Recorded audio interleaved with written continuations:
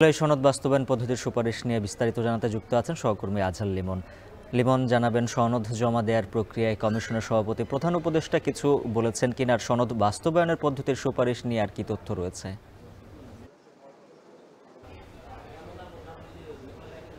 উজ্জ্বল, বিস্তারিত আর কিছুক্ষণের মধ্যেই জানা যাবে। আমরা দেখছি যে এই ফরেন সার্ভিস একাডেমিতে যে ব্রিফিংটি হওয়ার কথা তার সম্পূর্ণ প্রস্তুতি সম্পন্ন হয়েছে। কিছুক্ষণ আগে এখানে জাতীয় ঐকমত্য কমিশনের সহসভাপতি অধ্যাপক ডক্টর আলী রিয়াজ উনি এখানে আসছেন, অন্যান্য কর্মকর্তারাও এখানে এসেছেন।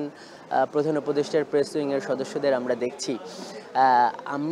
প্রধান উপদেষ্টা কিছু বলেছেন কিনা এই তথ্য এখন আমরা জানিনি, কিন্তু আমরা দেখছি যে উপদেষ্টা পরিষদ এবং এই জাতীয় ঐকমত্য কমিশনের মধ্যে যে বিশেষ সভাটি আজকে এই প্রধান উপদেষ্টার বাসভবন যমুনায় অনুষ্ঠিত হলো, সেখানে খুবই একটা হাস্যোজ্জ্বল পরিস্থিতি আমরা সবাইকে আন্তরিক দেখেছি। সেখান থেকে কিছু ছবি পাঠানো হয়েছে। আমরা দেখলাম যে এই জাতীয় ঐকমত্য কমিশনের যে 6 জন সদস্য এবং এই জাতীয় ঐকমত্য কমিশনের এই রাজনৈতিক দলগুলোর আলোচনায় যিনি সঞ্চালনা করেছেন প্রধান উপদেষ্টার বিশেষ সহকারী, তারা একপাশে বসেছেন, সামনাসামনি বসেছেন উপদেষ্টা পরিষদের সদস্যরা, অন্যান্য উপদেষ্টারা, মাঝখানে ছিলেন প্রধান উপদেষ্টা।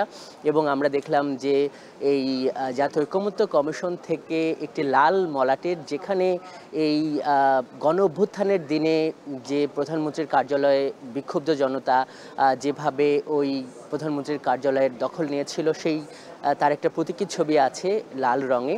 এই ধরনের একটি প্রমাণপত্র দলিল প্রধান উপদেষ্টার হাতে আমরা হস্তান্তর করতে দেখেছি। এবং এই কিভাবে সনদ বাস্তবায়ন হবে এটা নিয়ে তো অনেক আলাপ আলোচনা আমরা শুনেছি, যে একটি আদেশ জারি হবে যেটির নাম হবে জুলাই জাতীয় সনদ বাস্তবায়ন আদেশ।